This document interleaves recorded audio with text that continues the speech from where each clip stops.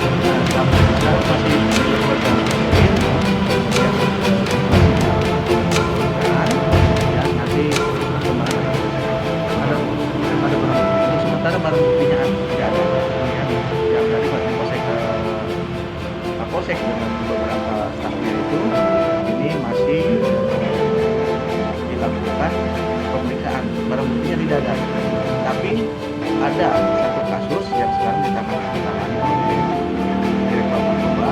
Itu satu kasus awalnya itu memang ada barang buktinya, tapi untuk yang diproses itu tidak ada, dan kebetulan ada yang beberapa orang yang positif ya, setelah dicek urinnya. Nah ini yang harus didalami. Kalau Kapolsek sendiri positif nggak?